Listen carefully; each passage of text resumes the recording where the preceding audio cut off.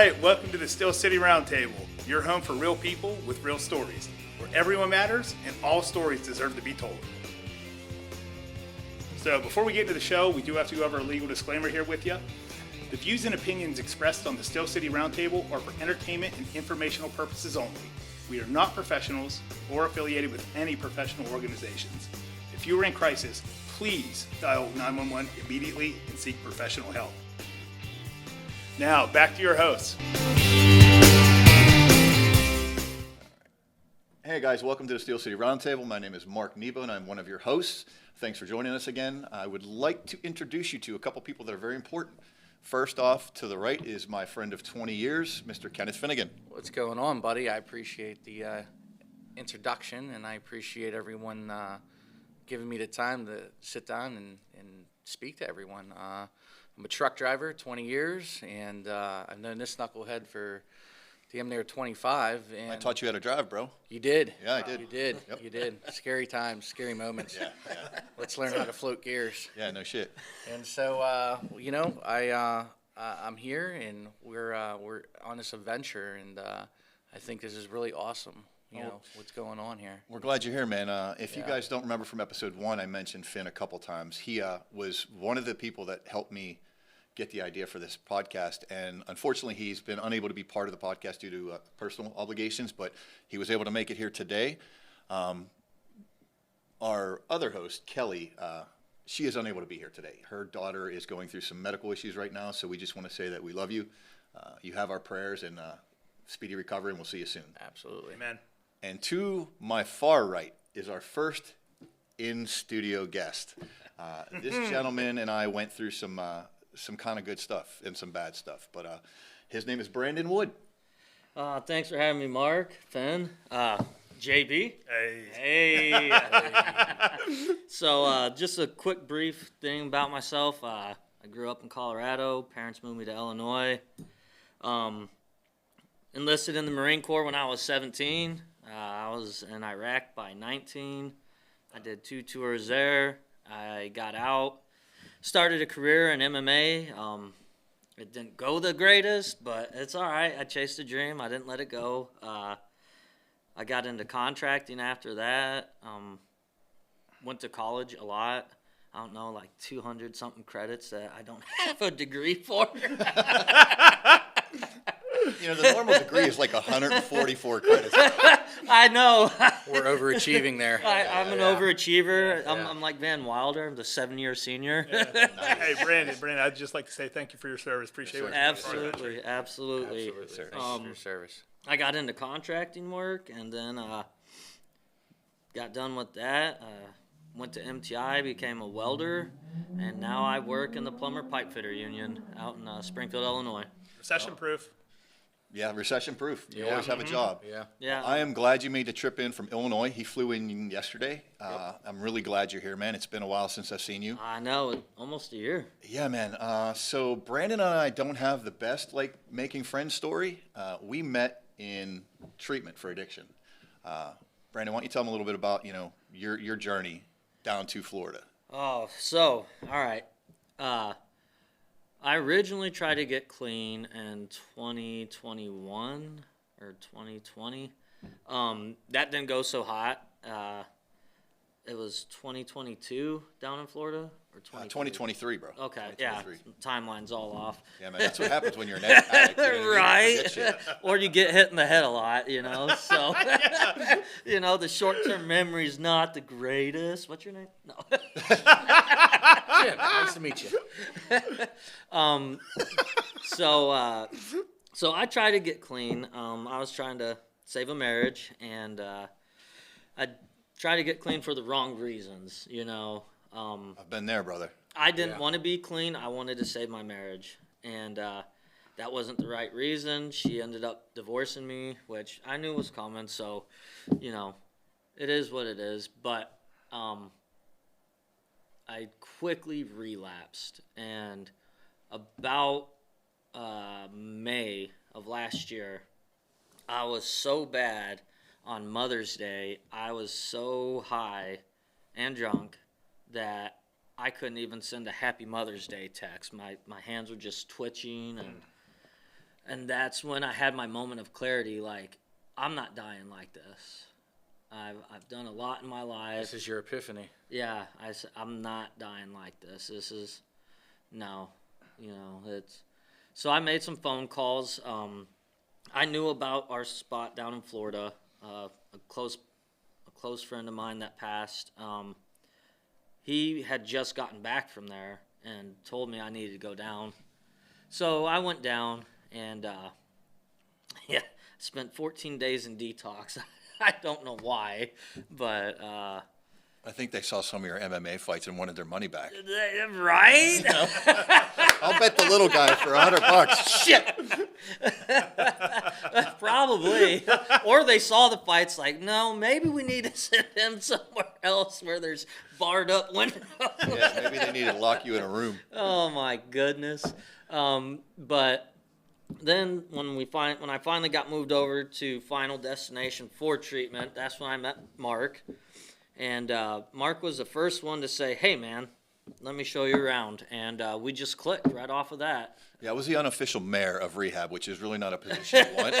Right. But you mentioned something, how you tried to get sober, but you weren't really ready to get sober. Yeah.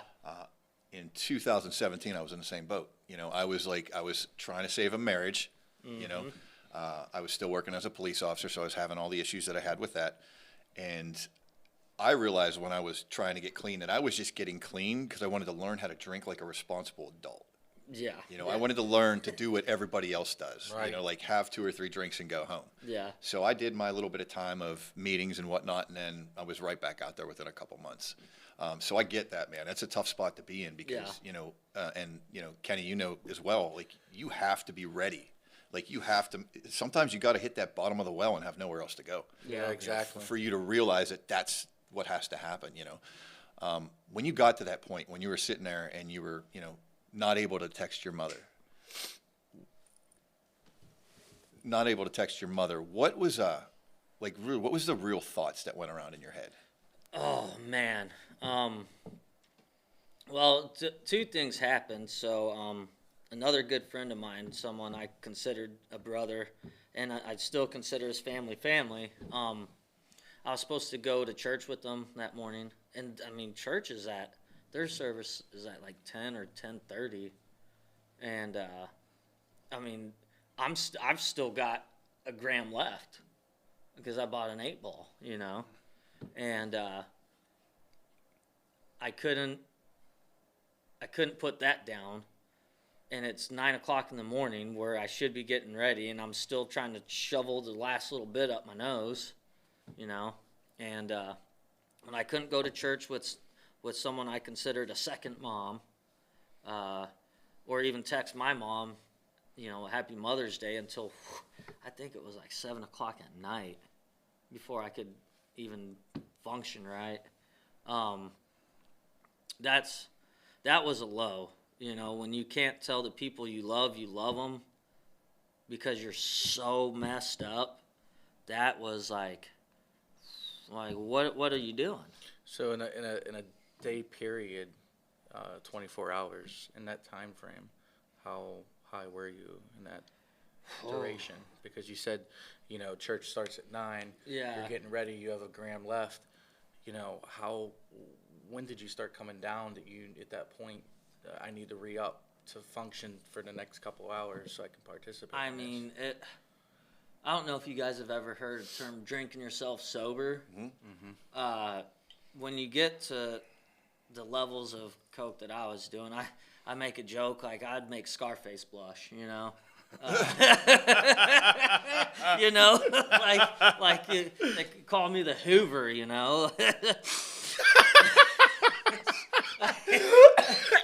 Look out, Dyson. Competition in the house. Not to promote one vacuum over another, Hey, this vacuum right here was doing some serious work. Listen, the ultimate right here.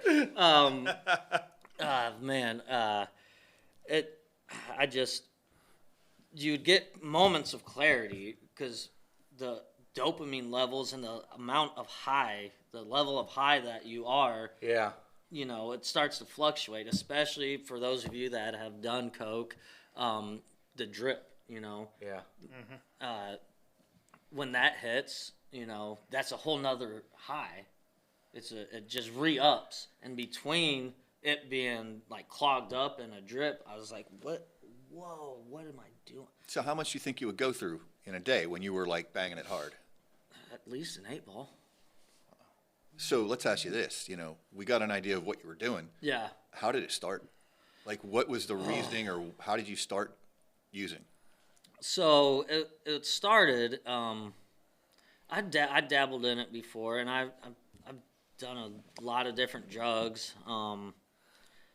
But I think it really clicked with me when I realized like things weren't going well with my ex, and I didn't know what to do, and her and I just never seemed to get along. Or when I'm putting effort in, I was just like, am I actually safe? Questioning myself. And not to mention, I have a pattern of self-destructive behaviors, addictive personality.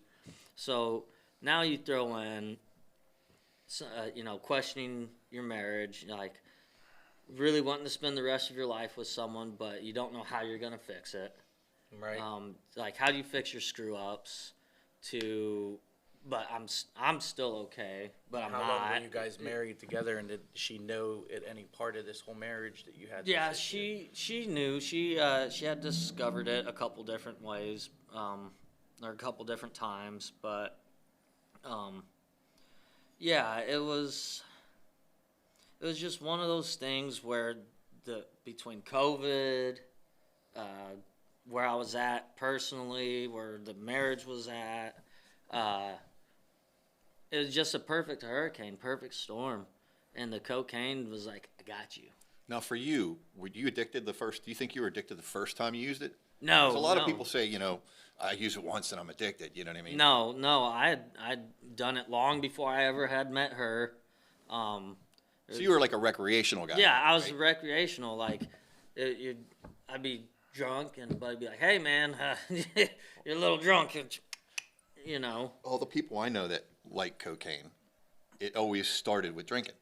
Yep. They got drunk and they, Yep. dopamine and adrenaline, and they get excited, and the next thing you know, they're like, I got to take it to another level. Like, Yeah. this isn't enough for me. Yeah. Are you the same way? Kind of now. It didn't start that way. Like, now I know it. And this is why I can't drink. It's because if I have more than, we'll call it 2 drinks, and I know I have access, that inhibition's lowered enough that I don't care. I'll go, and then it's it can be a day long, or it could end up being a month long bender, where I'm just a high functioning. That's how I ended up down in rehab, is down in Florida, is I was working at a job, and it was a 10-hour shift, and I'd be up until 4:30. I gotta leave at 5, get 30 minutes of sleep, pop up, leave out the door, just enough to stay awake and function through the day. Then on the way wow. home, whatever I had left. So you were at On the the way point home. where you were functioning as a drunk, or in Yeah. the situation as addicted to that.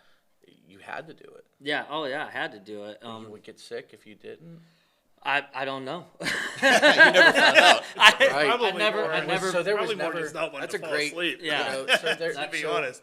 At that point, you were just feeling it. Yeah, feeling it. and to feeling it. go to sleep to close that gap. So like I'd do that Monday through Friday. Saturday, hang out with people I thought were friends. Really, we're just all banging coke up our nose, and then Sunday, Saturday night, Sunday, I have to down almost a case of beer just to go to sleep. I mean, alcoholism's very similar. You Yeah. become to the point where you don't function without it. Like, Yeah. you can function like moderately, Yeah. just enough to like get by, but you're not productive at all No. unless you have that substance waiting for you, Yep. or unless you know it's there. Now we know each other pretty well. Yeah. But for the folks at home, do you have any type of mental health diagnosis? Excuse me. Yeah. So I have a PTSD from the military. Sometimes sometimes, I think to myself, I didn't do enough. But nonetheless, it's there. I never understood it. I always told myself, no, man, that's for the weak. That's for the weak-minded. That's for the weak. I don't have it. I don't have it. But yeah, I go to a restaurant and I can't sit with my back to the door, Go to an AA meeting, if it's the first time I'm there, I'm not listening to a damn thing anybody's saying because I'm just looking. Which one of these is going to tweak off, So, you said you did 2 tours in Iraq. Mm-hmm. Did you start using right as you got home, or were you using No, before you left? Or I mean, being a Marine and all, we used to make it's still a running joke. We're functioning alcoholics with a license to kill, Yeah. The Marine Corps, I know, doesn't like that look. That is the only branch of the military founded in a bar. But the Marine Corps and Marines are so much more than that. And it, sometimes sucks to think that that's what people see us as, just badasses that just drink. Well, you're amongst friends here that have nothing but respect for the military. Yeah. So we Sir. appreciate your service. Very much so. Definitely. So when Brandon and I met, like he said, I was the first person he saw, and I just kind of took it upon myself. I saw this 5'0" dude come in the door, and he looked like he wanted to punch everybody in the face. He did. I'm like, I gotta go talk to this guy because he's gonna kill somebody. I was very close. And dude, you're so amped up when you got in there. Like you were like everybody I've ever seen. Like came into that treatment center. Yeah. It's your anxiety's through the roof. It's an uncomfortable environment. You have no control over what's going on. You don't know what's going to happen. You don't know how your day is going to play out. Your big thing was like you were the gym freak. Like you wanted to go to the gym 3 times a day if you could. Yeah. But like, so your transition from, going to, well, why don't you talk about your detox first? Let's go there because you said you were there for 14 days. Most people were there for like 7. Yeah. Well, I honestly don't know because I found out upon exit, I never popped hot on any piss test. That's how quick my body learned how to metabolize cocaine. Wow. When I decided to go down to Florida, and when I got there, it was only a 2.5 day turnaround. And I just got done off of like a month, 2 month, 3 month long bender. I mean, like I said, I was doing an 8-ball the day I decided when I made the phone call, Yeah.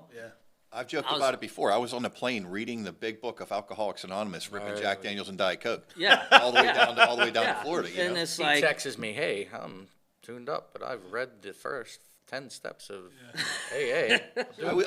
I was studying. Yes. I was studying. Yes. Yes. oh, yeah, I was doing a little different kind of research. So Chemistry. alcoholics.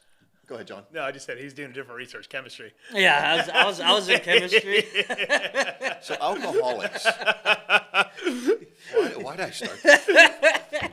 Oh, hey, by the way, Brandon, can you turn your mic a little bit? Just the. Hey, folks, we shoot this live, but we send you everything that we do. We don't hide anything. The screen, this thing. Can you push it down a little bit? It's called a filter, John. The filter. Yeah, there it is. That's perfect. That's perfect. All right, cool. Thingamajigger. Okay. Oh my God. That's better. So every episode. Side note: every episode, the wheels fall off. At some point, the wheels fall off, and we totally lose track of where we're at. But We keep on going. yeah, we keep on rolling. That's So what makes it good I have a content. question for you. What's if up? you shut up. Oh my goodness! That's not possible. Oh my God, the All right, Energizer go. Bunny, bro. So, Wait, what? The Energizer Bunny. Squirrel. Squirrel. So detox for alcoholics is, a benzo and Yeah. anti-seizure medication. What is the process of detox for someone who's addicted to cocaine? Well, I went in on that double diagnosis, the true AA alcoholic addict. I don't know what they gave me, dude. I just took what they gave me. Yeah. I didn't question it. I was like, well, and just backtrack here. So my eardrum ruptured on the way down because my canals were so stuffed with cocaine. So the pressurization didn't have anywhere to go. So it just, so my first day in rehab, I had to go to the VA, and they're like, and they look in it, they're like, oh, you're bleeding, your eardrum's ruptured. So, yeah, I didn't even feel it. It's just natural, I guess, for me. as a child, I had a lot of ear infections. Actually, my mom just told me a story 2 nights ago where I was 10 or 11 years old. I was out fishing with my dad, and I walk up, and I'm just bleeding out of my ears. My eardrum ruptured. I don't know. So you truly are a hot mess. Yes. Like all the way around. Yeah. But so I back to your question. I just took what they gave me, because I was there to get clean and sober, and I didn't at that point I didn't care. So you just didn't give a shit. You just No. like whatever, right? Just give it to me. Let's get the show on the road, because I'm not dying like this, and if I'm probably gonna be one of those lucky bastards that lives to 100 and something years old, you know. With bleeding ears. With bleeding ears Yeah. and Crohn's with my colostomy bag eventually. So, We'll get back to the Crohn's in a minute. Yeah. We'll get back to the Crohn's in a minute. But so everybody's rehabilitation stories are different. Like the day you go down there. Yeah. Why don't you walk us through your day checking into rehab and like what that was like for you, being that you're a Marine and you're a very strong-willed person. Like it's humbling. I know that for me. yeah. Well, that pill to swallow happened on that Sunday. I ended up down there on a Tuesday. It was supposed to be my birthday, which was Tuesday, but it was so early in the morning on Wednesday. It was like 3 or 4 in the morning when I got down to Florida and finally checked in to detox. So at that point, and I didn't have any money. Let's throw that out there. So I went a day and a half, no food, no water. I just got down there. It was You were a hot mess. straight survival mode, dude. I mean, but what was it like checking in? Because I know when I went down there, I went to a different detox outside of the facility that we stayed at, right? Yeah. So like I remember just being hammered. You know, granted I only blew a .05. But I was so hammered, and they want you to sign like your life away. Yeah. You're signing like 1,000 forms, and you're not even like mentally there Right. Yeah. to know what you're signing. It's I just remember. like keep them coming. Let's go. Yeah. Let me get into my room. Let me get settled in. Let me try to calm down. Was it the same for you? Like, I mean, did you sign your soul away down there? Well, I did sign a bunch of documents, but here's a little backtrack. I went to college for legal studies.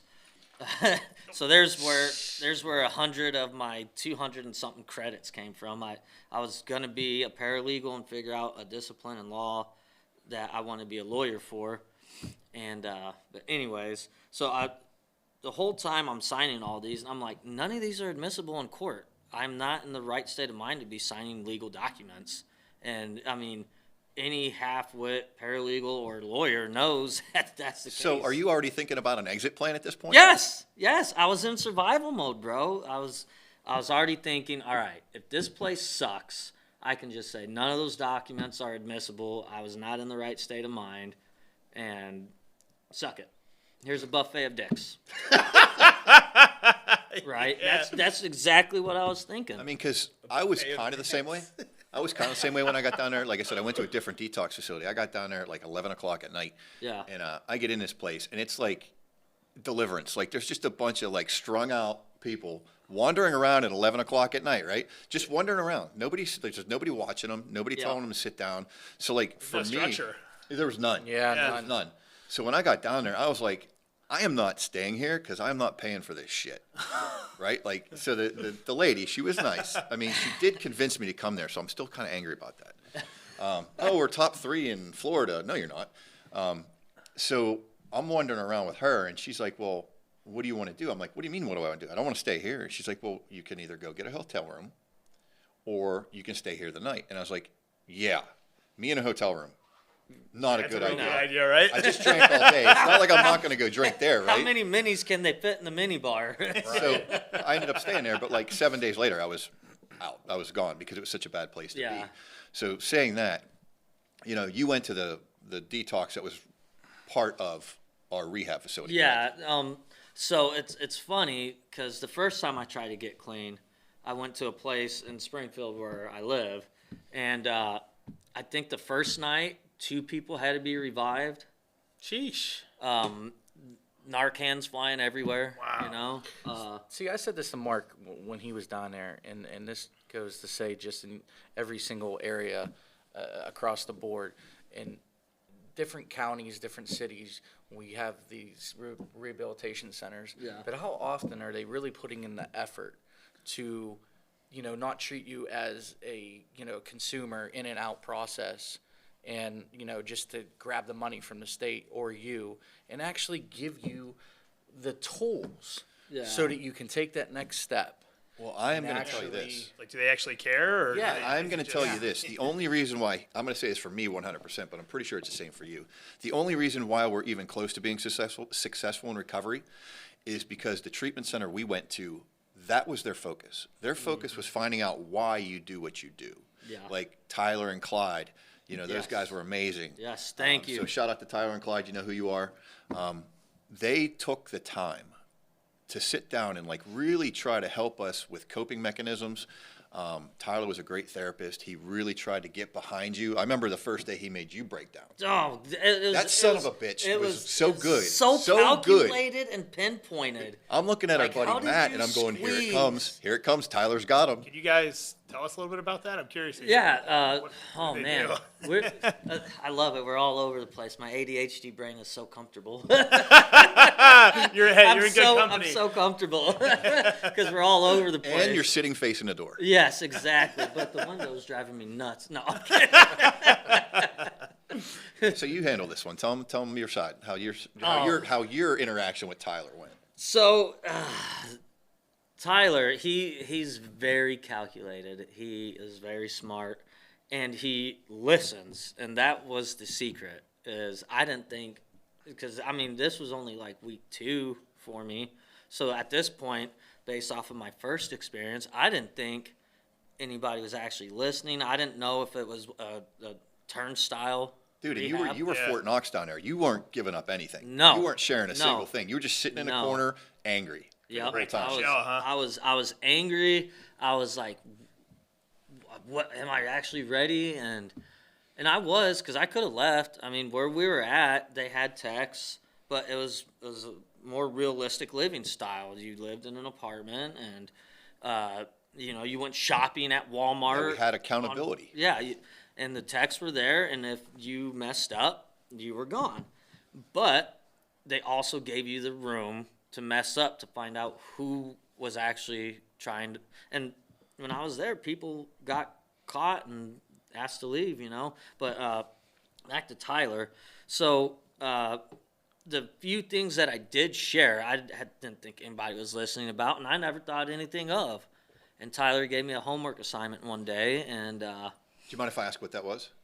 What the homework assignment was? what was it? I can't Wasn't it remember. like to talk about, it was about your family, I think, remember? Being adopted. Yeah. Yeah. So, FYI, another backtrack. I'm adopted. I was adopted super young. I think 2 or 3 years old. But I was with my family since I was a baby, and that whole debacle. That's a whole nother podcast in itself, But he had given me homework on that, like how I felt about it. So I went back and, This is great. This part is great. so I went back, I hit the gym, I did my daily thing, and I sat down right before bed and wrote out this assignment, right? And son of a bitch, he knew I was just writing what I thought the assignment he wanted. And So you were just saying what you thought he wanted yeah, to hear. yeah, and with bits of truth in there as well. And I read it out loud, and Tyler's like, man, that's really well thought out and written. Bullshit. I'll never forget that. No way. He crumples it up, and he tosses it in my lap and says, bullshit. And he's like, I'm not her. Tell me the truth. And it was just like, fuck you, man. Don't do this to me, man. Don't do it. He had this thing he would do. He would sit there and be like, okay, so pretend I'm your mother. Yeah. Tell me what you would say to her if she was here right now. Oh, that's deep. And Yeah. I just remember, dude, like I was watching you and I'm like, this could go one of two ways. Either he's going to start talking or Tyler's going out the window. 'Cause you could just see it was boiling under your skin Yeah. because there's so much you wanted to say. Yep. In my opinion, just being your friend, knowing you now. Oh, there was. There was so much you wanted to say, but once again, like we were part of it was called the VAFR. It was for veterans and first responders. So police, law enforcement, jail guards, firemen, veterans. We were kind of like in our own little group where we spent a lot of our time together. Yeah. So he was in a room. We were all in a room with other people that were from the same walk of life and understood where we were coming from. I think that's the only reason why you said anything, to be honest with you, is because you finally Yeah. realized that, like I did, when I broke down to Tyler, which is a common thread. Sounds like it. You finally found safe. I think you finally felt safe because that's where I felt safe was with Yeah. him and with the people that we were with. Well, and he had just gotten a hold of my roommate too, Mm-hmm. and that was some deep stuff. I'm not going to share, but anyways, but he had just gotten to my roommate, and I watched this guy, and he was a solid character. He was a very solid man, and watch him break down. I was like, oh shit. Oh man, this guy's This good. guy can break yeah, through some yeah, shells, yeah, huh? yeah. He And does then he this, turns to me and he's like, "Your homework assignment, bullshit." Crumples up, Yeah. tosses it. And I in remember lap. tapping Matt on the leg going, here it comes. Tyler's got him. Here it So comes. this guy really was able just to depict and just Yeah. pull apart At the every time. thread, just that one moment. What it was is, so like Brandon said, he was a great listener, right? Yeah. But at the time, Tyler wasn't even a counselor down there. He wasn't like he wasn't running group sessions. They call it group facilitator. He was just a therapist, right? Yeah. Okay. So he wasn't even running the groups, and he was by far the best down there at doing all this stuff. But what it was with Tyler is like, you know, he understood where we were coming from with the addiction aspect because he's not just a therapist, and he's a human being, right? Like he treated us like we were There's compassion. human beings, Yeah. right? And that was one of the great things about the whole facility we went to is like they gave you the ability to hang yourself. You know, we had bed checks, we had apartment checks where they checked to see if you're clean. Once we were done with Did clinical, you say they gave you the ability to hang yourself? I'm sorry for interrupting. like as in like give us enough rope to hang ourselves. Yeah, I mean, so like, It's a phrase. They give you enough rope to hang yourself. Okay. yeah, Yeah, yeah. not actually like Okay, I had to interject here. 'Cause like, what the hell? is Damn it! going There on, goes man? Billy. Someone cut him down. Cut him down. Wait, is that too dark? No. All right, I just had to clear the air real You're quick good, for anybody you're listening that is yes, not. please don't hang yourself. Yes, Yeah, don't. for the love of God, it's- don't. It's not the way to go. Yeah. No. So it was, you had bed checks, you had cleanliness checks. They would run And around. it was open. There wasn't a fence. Yeah, there was an apartment complex. It's just like we're. They wanted people there that really wanted to help themselves. Yeah. That's what it sounds like. Yes, To thank an you. extent. Yeah. To an extent. I think There was- the thing was it's like, when you go to rehab, if you're not court ordered, they can't keep you. Sure. No. Like you can leave whenever you want, but I think what they did is by doing it the way they did it, Sure. they allowed you to be an adult Make your own and to be choices. part of society. Because like when we get done with, we get done with our clinical at like 3:30 or whatever it was. Yeah. After 7 o'clock, the night was yours. So we would throw cornhole, we would Yep. have barbecues, we'd have Basketball. bonfires, basketball. We just That's chill. awesome. It's like Yeah. it's also helping you kind of get back into regular society without having to. They didn't treat us like we were Yeah. sick. Yeah. Yeah. It was like you never left society. Yeah. Yes. Exactly. It's- Yeah. it's- That's great. Because most treatment, probably like the first one you went to, they're You're like very a prisoner, probably. they're very sterile. yeah. They take your phones. You're on lockdown. They basically want to break you down and reprogram you. Yeah. Sure. So, to have a facility where they already know that you're fucked up, Yeah. right? But they treat you like they treat you like an adult, not a sick person. So they're not like sitting there like, come here, let me guide you by the hand. They're like, listen, this is your shit, do it, Yeah. or you Right. lose. See, other this is shit. great. This comes back to full circle to the question I asked originally. Yeah. With Why is it always about you? Because I'm awesome. Oh, That's Billy. why. And so there's places out there that give you the tools that really will care. Yes. Versus, some of the more traditional, let's break you down, let's take your cell phone away, Hold you hostage. hold you hostage, you know what I mean? Take the insurance money from, the companies.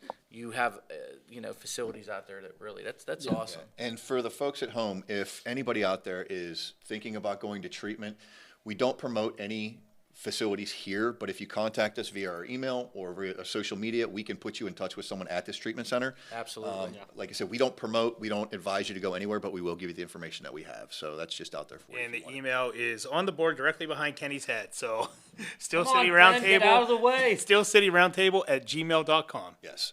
So yeah, Nice Kenny. plug. I mean, so yeah, you're right, 100%. Like there are facilities that have just got a different approach, right? Like, Right. you know, like we did the neuro and all the other therapies, which we can talk about yeah, later. I mean, that's- well, that was shit, we're great. talking about. Why Yeah. don't you talk about neuro a little bit? So, neuro, they put you through test, and they seem simple, and then you sit down and you start doing them, and you're like, holy mother of mercy, drugs and alcohol really did screw me up because this should be easy. Yeah. And they're super nice, like, hey, don't worry about it. That's what we're here for. They map out your brain and they find the areas that are over the or mapping. under. Explain the mapping, because that's kind of a, like, saying mapping, people probably. Oh, okay. So they go through the lobes in your brain, like your frontal lobe is Oh, wow. like sleep. Yeah, they put that goofy little the left hat and right on. hemisphere. Yeah, they put this goo in your hair. And so when I get down to rehab, first of all, I had a rockin' mullet. Oh yeah. Yeah, I'd like to see I that. rocked a mullet for about 3 years, and they put this goo in my hair. I'm like, this is gonna take forever to get out. Why? Stop putting the goo. The goo. Yeah, and then what? We had to stare at the wall for like 10 minutes yeah, or something so like that. you stared at the wall for 10 minutes with your eyes open. You try to, in their exact words, stare a hole through the wall. Try to stare through the wall, like using mind bullets, right? And then the next step was 10 minutes with your eyes closed. And usually, you know, when you're in there, you fall asleep or towards the end of treatment. Me, I was so hyperactive, like my awareness, my alert, I forget, I think that's the back right part of my brain. It was past red. It was like brown. Yeah, the fight or flight Yeah. aspect. Yeah, so my hypervigilance was, almost overtook the whole brain. Yeah. And So they do this process to map Yep. your brain, and then the information they give you is what? treatment, like, so they give you basically a dumbed down version of what's going on with your brain. Like where everything's going. Yeah, where everything's going. Like, all right, so you can't sleep at night because this part of your brain is super active. Or you can't remember anything because this part of your brain is way underactive. And they just go through each little lobe or hemisphere and they break it down. So they break all this down on what every single part is functioning. Yeah. They actually show you a readout. They yeah. show you like a paper, like it's And like. so this now thick. are we going to now attempt to rewire the way that? So this is, yes. So now this part is elected. Not everybody got to do this, which I wish they did. But so then they have these beds, and you lay down. I miss the beds, bro. Oh my God! What a great nap after the gym. Every day. Every day. So so daily routine was I get up at like 4:30, make my coffee, get my coffee. Because we weren't allowed pre-workout. It's a stimulant. Oh, We can you're talk about crazy. that I later. get yeah. Oh my crazy. God, the protein. The protein deposit- incident of 2023. Mercy. I'd love to hear about. We'll get there. We'll Well, get there. well. So I get my coffee and I go work out. A couple of the guys called me Woggins, the White David Goggins. Hey, that's kind of a Because I'm in the compliment, huh? gym between sets. You know, a lot of people sit there and, I love that guy. whatever. I jump rope or I do something. I couldn't yeah, sit yeah. there. You tried to get me to go to the gym for 3 weeks, and I was like, yeah, I'll go tomorrow. And he gets up at like 4. I'm like, nah, dude. Yeah, Go away. because only Go away. BAFR was allowed at the morning session. Oh, no kidding. Yeah, that's so cool. for about a month and a half, I was the only one that went, so the whole gym was mine. Yeah. It was beautiful. Oh, dude, that's You and nice. Clyde. I You and Clyde hate in the gym. crowded Yeah, gym. it was Yeah. great. But then on the beds, they put another thing on your head, and they hook up electrodes that send electromagnetic pulses to stimulate or to dull down certain parts of your brain. No kidding. Not to like Along with the destroy music they them. played. They Oh, also the played that music. Yeah. The binaural beats. And then the Oh, beds, wow. they were heated with vibration, so you could turn it up, turn it down, low heat, So high there's heat. a lot of frequency control going on. I was a little princess that laid there and also had the blanket on while the bed Yep, was pumping out yes. at 190 degrees. Yes. I had a fan on. Yes. So I had a fan, a blanket, a hot bed. I was out. He's got a little sippy cup, ladies and gentlemen. In a reference to my buddy Matt Brooks, we love you. It's my princess bed. yes. Oh man! And then you get out of the bed and you're just soaked with sweat. because you're just so relaxed and you're like, wow, that was magical. It's some of the best sleep you've ever had, let me tell you. So where was your brain at when you started? Because when I started the neuro, I had a lot in the yellow, a little bit in green, and moderate in the red. So it's like everything else: red, yellow, green. Green Red is is- good. yeah. Red is bad. Yellow's not great. But it was determined that I had a traffic jam in my brain. Everything was going towards like PTSD, depression, Yeah. anxiety. They literally said that I was in fight or flight 24/7. Wow. That's what they told me, makes except a little sense. worse. So for mine, they said I have what they call pothead brain. And it's a real thing. It's from using drugs or getting hit in the head a lot. Yeah. Fight career, between a fight career and shoving enough cocaine up there to supply Mexico, like it's the front part of my lobe, and it's still recovering. For a while it was a lot better, but then I got back and I was training guys, and I was actually going to try to keep fighting, but the front part was blue. It was pretty much dead. Like green meant I you're didn't okay. know they had a blue section. Yeah, oh yeah. Leave it up to you to make new shit. Yeah, I was almost in the grave. This bro. guy's brain's so messed up. We need new colors. Listen. So I dated a girl for a little bit, and she's a neurobiologist. You really can't stay on track, can you? No, Not at all. But no, this goes with it though. Okay, It goes with it. It's just a little kind of skosh out of the Segue. way. We'll get yeah, back, it's a yeah. segue. There's a little traffic. I'm gonna go around it. All right. But so she's a doctor in neurobiology, and she used to nice. always tell me, when you die, can you sign your brain over to me so I can study it? There's a lot Well, that's going one on hell out of there. a compliment right there. Yeah. Yeah, hey, I'm only dating you because I want your brain. Right? That's- Like, listen, how awesome No one is said that ever. Ever. Listen, Ever. It was fine with me. She was gorgeous, so that's fine. I do have a question because we haven't really got into this too much, and stop me if I'm jumping ahead. But you had a You're jumping career ahead. in nonsense. Stop it. When all this is going on. No. So my Was this flight career flight? was probably about 4 to 6 years before any of this Okay. ever even started. Okay. So you were well disciplined. This is Yeah, something and so later. and back to the brain, and then I'll hit that. So my brain, when I got there were blue parts, maybe even a couple black parts where it just wasn't activated at all. And then most of the back part of my brain was way overactive, which was in the red towards brown. So how long did you do neuro for? Like 4 weeks, 5 weeks? No, I did it the whole time I was there. And what was it when you got your Everything last was mapping? everything was almost normal. See, this therapy is amazing. It is- Because it was the same way with me. I came out there and they said my brain was functioning like that of a normal, like average human being. Yeah. I wasn't in fight or flight anymore. I mean, granted, I also was on medication. I was going to therapy, so like it wasn't just neuro. So the neuro just doesn't do it on its own. It helps, but like the medication and everything else is part of it. Right. I would love crazy. to try something like this because I mean too. you don't know. Yeah, I'm a recovering gambling Yeah. addict, and there's parts of maybe down the road we can get into it with some of the stories, but I think it would be fascinating to know what it is. What was triggering that dopamine release when I was at my high. I got 15,000 in front of me, and I'm getting ready to make those switches. I think it's fascinating. Yeah. I would have liked to see your brain, Mark. Speaking of fight or flight, you said you were in fight or flight. I remember one time we're at the gas station one morning, like 7 a.m. Somebody almost pulls out in front of us. You get out of your car, start MFing them, tell them to get out of the car. I was like, dude, it's 7 in the morning and we're at the gas station. Not He cut me off from this my Care coffee. Bear right here. Erroneous on all Erroneous on counts. all accounts.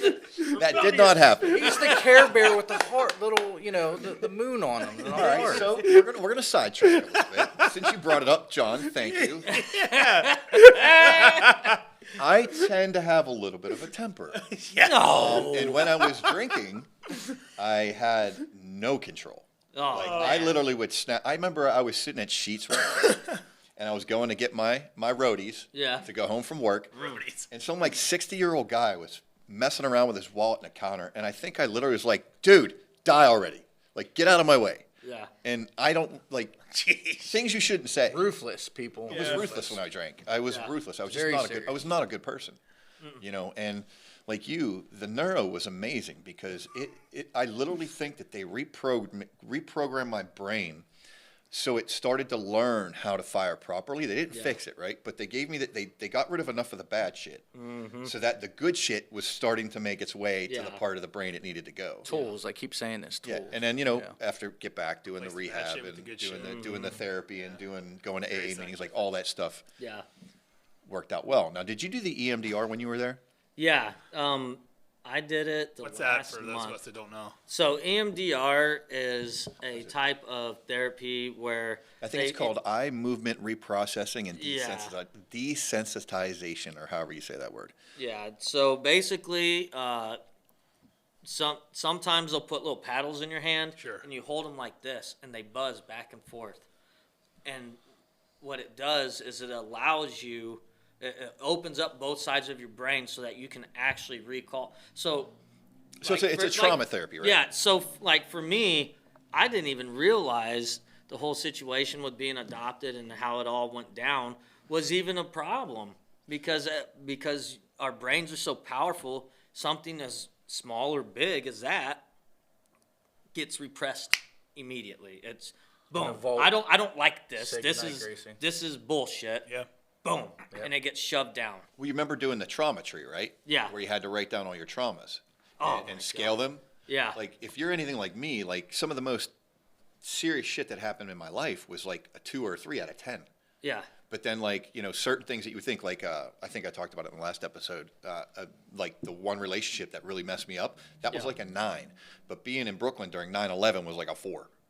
You know, Right. like, it's completely, the scale's completely skewed of what we determine But it's is your traumatic own- and what isn't. That's Yeah. really interesting. So, for Yeah. example, I long time ago I was dating this girl, and I mean she was a gift from God. She really was, and I had fooled around with another woman, and this ain't the proudest moment, and she found out, and the amount of pain on her face that traumatized me more than getting blown up in Iraq or seeing 90% of what I saw in Iraq. Yeah. That was like, wow, I did that to somebody I cared about. Where, you know, you're in Iraq, you don't care about these people. You're trying to get home. Yeah. Yeah. I mean, it's crazy how, you know, this is kind of off the topic a little bit, but it's crazy how with trauma, you know, a lot of people get diagnosed with PTSD and they're like, I can't possibly have PTSD. Like, I've never seen anybody shot. Right. I've never, you know, seen anybody killed. I've never seen this. I've never seen that. But trauma is so subjective. Yeah. You know, it's your trauma may be a ton to you, but if it was me, it may mean nothing. Yeah. You know, it's so amazing how we subjective. skew the scales of logic. You know, like I said, 9/11, I was there. 3 of my buddies got murdered in the police force. You know, like you see these big traumatic events, Yeah. they become small for some reason. Yeah. You know, I can't understand Is it. that your I don't get brain it. Yeah. pushing it down? I think what it is it's like a self-preservation. Like Yeah, if, sure. if I don't Absolutely. think about it, if I don't out address of sight, it, out of mind. it's not a problem. Yep. Yeah. But then when we do this neuro, when we do this EMDR, all It's this all shit comes out. right there. It's like a safety mechanism until Yeah, it's a Yeah, way to, the it's a way to body's save released. yourself. It's a way to keep yourself from Right. feeling. That. right. Yeah. You know? Absolutely. Yeah, So 'cause back to you- EMDR. So EMDR. So yeah, like Mark said, you had to do this tree, and you wrote down what you perceived to be a traumatic event, and you labeled them 1 through 10, or you know, and like I said, the previous event that was like a 7 or an 8 for me because I just, man, I crushed her. It's somebody I cared about, but then, you know, but I repressed it so much that I never thought about it until Yeah. that was brought up, and I was like, man, maybe that's why I'm not good in relationships, because I'm worried about doing that to someone else. Yeah. You know, So and what was, little like- did I know I did it to someone else. You know, Oh, with the man. cocaine. So what was Iraq like? Like, if you don't mind me asking, where you kind of rated that? Oh well, compared to some of the stuff, I mean, there's a few things that was like that were up there. There was one event. So my first mission ever in Iraq. They were blowing up IEDs, right? But they'd blow up a small one, and then they'd come in and put a little bit bigger and a little bit bigger. So they'd do something like maybe a mortar round, just to loosen up the dirt because we knew what they were doing.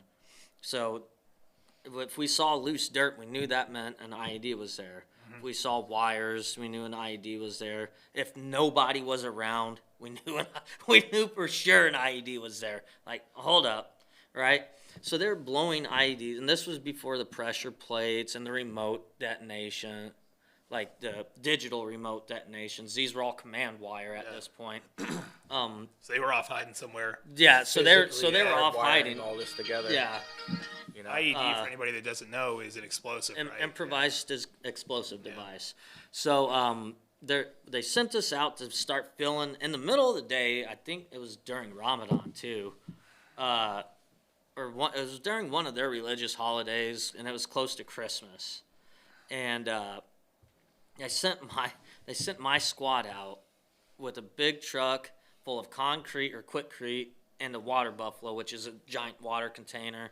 I'm sure that's where most of our stomach problems came from.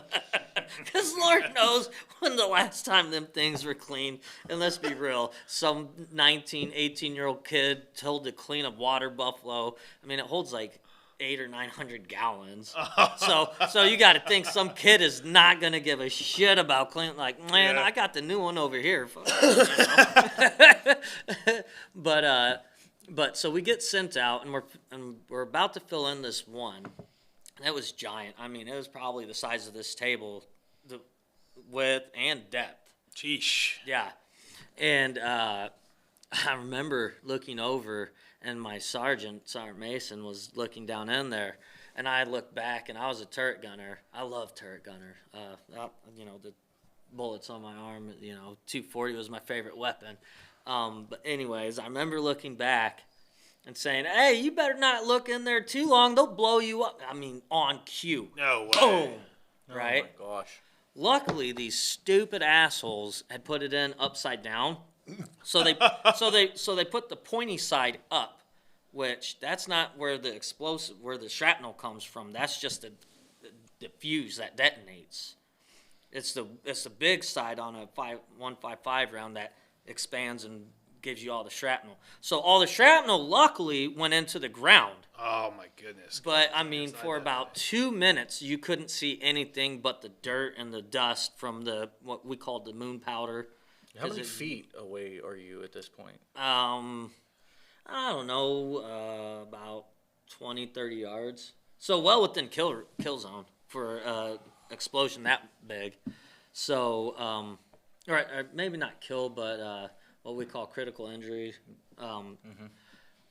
So I was well within striking zone, and then so he comes out coughing, and he talks so weird. He's like, "What the fuck, man? What was that? What the fuck? Oh God!" And his ears are bleeding. He can't hear anything. We're like, "Are you okay?" And he's like, "What?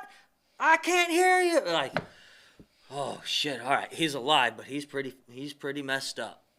Well, then the smoke clears, and like I said, everybody was gone. All these vehicles that we had stopped, that all backed away, and there was the truck driver that we were originally searching before. A couple of the guys were originally checking out before this happened. Somehow disappears, and Sergeant Mason sees him like trying to run off, and he grabs him and just slams him to the ground and just straight muzzle in the face. "I'm gonna fucking kill you, man." And I was like, oh my God, I'm gonna witness a murder, because at that point it's not returning fire, it's an unarmed. And even back then, and I was there at the end of what they considered the actual war on my first deployment, and then they go into other different OIFs, OEFs, shit like that. But I mean, it was like, if he shoots him, man, holy shit, this is not going to be good. So we have to restrain him. He was a great man. We knew he'd never do it, but There's so many variables it's just to this. there's so many variables. Right. And now there's a big hill with a cave in it about 150 yards away. And at that point, the guys that did it were up there shooting at us. Oh my gosh. And that scene from Saving Private Ryan?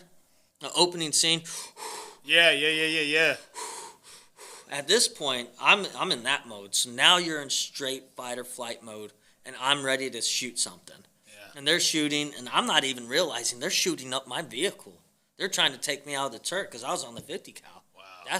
That's where the damage comes from, right? And it had just rained because it was rain season. It was winter, so it was pretty muddy around my vehicle. There's a big water puddle, and one of my buddies, he passed away not too long ago in a ATV accident. But he comes. His name was Patrick Mahan. He comes running over, and he's like, "Get down, incoming." Dude, I'm not shitting you. Probably from me to you away, JB, Yeah. we'll call it 10 feet. Yeah. A frickin' mortar lands right Oh, next to my my vehicle. goodness. But it lands in the mud and goes bloop. Jeez. Kind of like throwing a firecracker into a pond. Yeah. Bloop. I was like, I looked at my squad leader and I was like, can I fucking shoot somebody or something? Let me pull the trigger here. We got to do something. Yeah. Oh man, that whole thing was a frickin' debacle. Next thing I know it, I get to call in a fire mission, which is pretty rare for a Lance Corporal to call in a fire mission to blow up a fucking hill. Like an We're eight- gonna blow up the whole goddamn hill. Were you guys using those A10 Warthogs at that time? I think they were, but I was calling them Those were Black. cool. I was calling them Blackhawks, Oh, man. dude. Yeah, Right? Those are hardcore. Right? So we were gonna have artillery shooting over Blackhawks. Yeah, holy crap. I was calling in a multi-sectional. I was about to call in this multi-section, and then here comes QRF, and they run up the hill, and they didn't take a radio outside of the vehicle with them. Oh, no. So we can't get them off the hill. And I got these Blackhawks circling, trying to blow this thing up, so they can't keep using it. What are QRFs? Quick reaction force. Sorry. Okay, so another group of people. Yeah. So. All this is going on. This is You That's act like shocking, this right? is normal. Yeah, it You're was. talking about like though. this is normal. This is like something out of Call of Duty. Always with the Call of Duty with you. Well, listen, I've never been in war. You know what I mean? Speaking of Call of Duty, me and a lot of my buddies had to stop playing the original Modern Warfare because of that. Oh, no because we'd wake up in terrors. Yeah, sure. A lot of us had to stop because it was a trigger. lot like it. Oh, it was wow. a lot like it. That's back when Call of Duty focused on the actual heroes. Yeah, they before fought. Yeah. And it was a Middle Eastern theme for half the game or three-quarters of it. But yeah, no, that was, I mean, that's what we trained for. That's what they numbed us to. And that's what, a lot of people respect about Marines is they're the best at numbing you to it. Outside of your special forces, you talk, and I was attached to an infantry unit. I was a radio operator. I was with 210 Golf, and we got split up, and we're attached to 1-2, which is an infantry unit. And so we had half our battery, which was 210, over at one base shooting artillery. And then I was at a FOB. We took over a train station. Or no, the Army had taken over a train station. Somebody had taken it over and built it up, and we replaced them. And so we're in just a random train station. All we have is big old HESCO barriers that are full of dirt as our barriers. Our post, oh my God. See, this is all just wild to me because this is where it all. I mean, you don't have to be in the military, but even in law enforcement or just everyday stresses, where you have all these variables that people have every day, and this is what leads to some of the avenues of becoming addicted to a substance because Yeah. you're trying to, whether it's alcohol or it's drugs or gambling or whatever it might be, you're trying to just bury this shit. You know what I mean? You don't it's- want. You want to release. It's the dopamine levels. Get away from it, yeah. When you hit that adrenaline rush and it spikes that high, right. your body wants that. It wants it again and again and again and again, and that's where, especially if you have a genetic disposition of being, addictive personality. Yeah. That's where that makes it that much harder because now I go from the Marine Corps to a fight career. Now I get in front of thousands of people and I'm a modern day gladiator, good or bad, whatever, however you want to slice it. You're a modern day gladiator. You're getting in there to fight somebody for people's, Enjoyment. fun, enjoyment. Entertainment. And Yeah. don't get me wrong, I love it. I love it. If I could get stem cells and HGH, Yeah. and if I could afford all that and put my body back into its 20s, you better believe I'd be at some top level gym training right now. But I can't afford it. I think I should say luckily, or maybe not luckily, the drugs took all that money away, So, I mean, Silver lining. there's a silver line. I Yeah. mean, and like, and it seems wild, but for me, that's my normal life. Like, and Thank you for what you did over there. Yeah, and do absolutely. you know what the most fucked up thing about it is? A lot of guys would kill to go back. I would love to go back to that deployment. As a matter of fact, full disclosure, I applied for a contract in Israel. Sorry, Mom, if you're watching. It's because I did contract work too. I'm not going to disclose who I worked for, where I went. I did contracting work too, and I applied for a contract in Israel. 2 reasons. One, I just think it would be awesome to go see Israel. It's the Holy Land, you know. Yeah. But 2, just get out of the States for a little bit and reset again. Yeah, most people go on a cruise. That's what we're doing in 2 weeks. No, let's go to where there's a war. That sounds like a vacation. So let's go back a I need little to bit. You said de-stress so- a little bit. Let's go shoot. Nobody said anything about shooting. I'm just prepared to. Yes, okay? exactly. That's why it's armed guard. back on track, Squirrel. I'm Back on waiting track, to. Squirrel. Let's get back here for a second. You said that it became your life. So, what was it like coming home off a deployment? Because we hear all the horror stories. Man, That's a great question. coming thought back so. from deployment. So this is where I kind of fault the military on this for a lot of guys ending up in the situations they did. And it's not because we're not men and we're not responsible and disciplined and other that. You take a group of guys that just spent anywhere from 6 months to the Army doing 12 to 18 months overseas with the same people every day and knowing that those people have your back, and then you go home and all those people are off doing. Now, some guys went home and visited each other and stuff, but for the most part of your post-deployment leave, you're either at home with your family, and of course it's your family, but you're still in that wire. Yeah. And it sucks because I don't want to screw anybody that's in the military right now. Not that this would, but it's like, instead of sending us home a month after, why don't we figure out a way to get the families to the people so they can stay in that group and still stay safe and kind of Help them slowly adjust. Yeah, I mean, and don't get me wrong, we also needed to get away from each other. But you give us a full, I think it was 21 days or 30 days of post-deployment leave. After the first week, you're just like, oh, okay. Right, to try to adapt back into Yeah, what do I do private now? sector What do I do lifestyle. now? You're Yeah, right. One of my best friends, TJ, if you're watching, hey man, he's a Marine. Yeah. And he had a little bit of it's not my place to speak his story, but he had a bit of a difficult time coming back. But Yeah. A he- transition. he's doing great now. He has a beautiful little girl. It took some time. But, Yeah, it's and he's going good for him. getting out of the military and post-deployment leave are 2 different things. Post-deployment leave, you're going back. It's just you get used to doing what you were programmed to do because that's what the military does, especially if you're in a combat MOS. They program you to get the job done, and you're gonna do it. And if you have to sacrifice for the man or woman to the left or right of you, you do it gladly. Or at least that's the Marine culture. So, you mentioned leave and being out of the military. Yeah. I guess what I really want to know is what were the challenges when you came home? Because you said you're programmed to operate a certain way. You have a set of standards that you follow. Yeah. So was it hard to deal with your family? Was it hard to come home and not be up all the time? It's man. So I got married. I hate saying it because it was such a short-lived thing. Married and Like divorced your by MMA 23. career. No, my MMA career was like 10 years.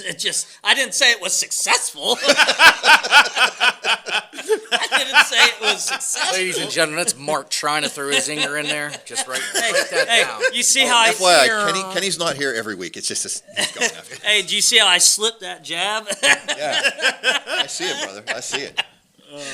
But so and honestly, it led to us splitting up, but it's only been 10 minutes. No. Oh my God, no. So I got out, and so now again, you miss your brothers because if you're a single Marine, I don't know about the Army, so I'm not going to even speak on their side. But when I was in the unit that I was in, a single Marine, you lived in the barracks, you had 2 guys to a room, and 4 guys shared a bathroom. Unless you hit sergeant, then I think you got a room to yourself, and then you and one other sergeant shared the bathroom. And they kept NCOs together, so corporals, sergeants and sergeants, and then if below that, what we call the Lance Corporal Underground, which is the E3s and below. Oh man, that was a great time. I mean, I remember playing beer pong till 2, 3 in the morning, getting up at 4:35 and going running 10 miles. That sounds fun. Wow. It was. That sounds terrible, man. There's just a not one sidetrack. bit of fun in that whatsoever. Just a sidetrack. One of my best physical fitness tests, PFTs, I ever ran. I ran an 18:20 or 18:30 3-mile, and I did my 20 pull-ups, 100 crunches in the minute, and I did it with a cigarette in my mouth, and I'd just thrown my beer away. Oh my God. Some real Sam Elliott shit right there. It was That's was an actor, wild. by the way, if anyone doesn't know. It was wild. Like I said, we were functioning alcoholics. Yeah. On that note, But but getting out, so you miss your brothers, and some Marines might hear this and be like, "Oh, what a pussy." Well, give your balls a tug, bud. You know it's true. You miss your brothers, and you for a while you guys stay in contact, but that starts to fade as each individual starts to dissipate back into civilian life. But like for me, like if I was at the grocery store and I see the morbidly obese person in the rascal, and I just want to kick it over and be like, walk, like just immediately kick it. Like I just want to kick it over and tell them, get up and walk. You're in there because you're not walking. Now, don't get me wrong. I still have the thought of, hey, you shouldn't be riding that. Maybe try some exercise. But I don't think kick them over. No. so do you think It's that, like it's a motivation. I think Yeah, it's a fat and nasty civilians. I think that's something that's very common between the military and between first responders is that you kind of get a lack of empathy at some point. Because you're so used to seeing nothing but bad shit, Yeah. and you're so used to living for you at a high fitness level Yeah. and at a high operating level Yeah. that when you come home, it just seems like why are people lazy? Or Surrounded by why- slobs. Yeah, Yeah. Yeah. you're used to Yeah. this standard. We literally would say nasty civilian life. You want to go be a nasty civilian? And we'd be like, well, yeah. And then you get to civilian world, we're like, fuck this. This is stupid. Well, listen, brother, I am super glad you're here. I want to hear more. Yeah. But we're at that hour point, so I think we're going to wrap it up for this one. But we're gonna do some more if you're willing to. Yeah. I would stick love around. to hear more. Listen. Yeah, absolutely. More about the fighting and more about overseas, because that's some awesome stuff to hear about. Do you want to play the Joel Chapman Yeah. clip real quick? Yeah, The we- old So classic. we are going to play a clip of Let me find it. Mr. Wood and his MMA career. Which Once one? you lead into it. Wait, which one do you want me to play? There's the Joel Chapman one's only like 30 seconds or a minute. Is that the one that we watched earlier, the knockout? Not that one. That's the Robert Cassing. And hey, FYI, I doubt you'll ever see this, Robert. But hey, man, that was a great fight, and I hope you're doing great, man. Joel He knocked me Joel out. Chapman FYI. knockout by. All right. All right, so lead into this fight real quick. Tell us What's tell up? us about this fight real quick. All right, so this fight, Actually, I You think confirm that this is the correct one that I'm supposed to be? I heard it is. Okay. Yeah, it is. So I was getting ready for a title fight, actually. And my old trainer, Justin Robbins, he was my trainer as an amateur, and I turned professional, and we became training partners. He's very good at what he does. Our gym at the time was probably one of the top amateur gyms in Illinois. Our buddy Amir Kalar, what's up, dude? He had a gym up in Kalamazoo, Michigan, and this dude that I'm fighting right here was just tearing up the amateur scene and talking shit, and everybody hated him. But nobody could beat him. He was knocking out and beating everybody that Talk was the good. talk, but walk the walk too. Yeah, huh? and I mean, when we walked out, I remember, oh my God. So it was supposed to be at 125, which was perfect for me because You mean weight class? weight class. So flyweight, 125. We were gonna fight at flyweight, and I was like, perfect, because this title fight that I'm gonna have, that I think was 2 or 3 weeks after this fight, was at 125. So now I'm already down to weight. Perfect. I don't have to do that weight cut for the fight. So I get up there, and I kill myself to get down to, you get a 1 pound allowance, so I'm down to 126, right? And I remember we're walking in for weigh-ins. Amir pulls Justin to the side. Hey, let me talk to you. And Justin's like, well, what's up? And he's telling him that this dude comes in at 136. So not only did he, tell me he's gonna fight at 125, just a blatant fuck you.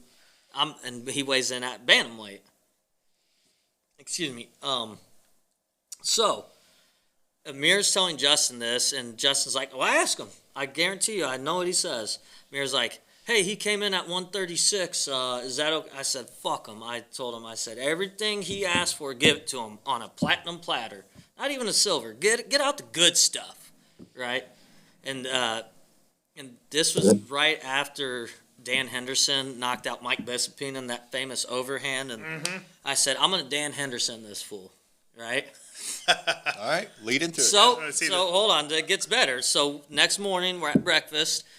We're only allowed 2 corners per the commission, and now he's demanding that he gets 3, or he's not fighting. Oh, come on. And I told him again. I said, "What'd I tell you? Everything on a platinum platter, bro. I'll give you his jaw. I'll take home his soul." Right? So he walks out. He has 5 title belts, a whole freaking entourage. And everybody's booing him. He was. Who would he be equivalent to on that pro? Like, I don't know, Chael Sonnen. He was kind of like that. Yeah. Everybody didn't like him because he talked the shit, and but he wasn't really a bad guy. He just putting on a facade. Conor McGregor style. Yeah. Oh, yeah. I love Conor though. So now, Well, that's good. so now we go into this. You guys want to see it? Do you want to say what you wanted to say all day? What? Your catch line for JB? Oh yeah. Oh, hey, play that shit, JB. Here we go, guys. It's playing.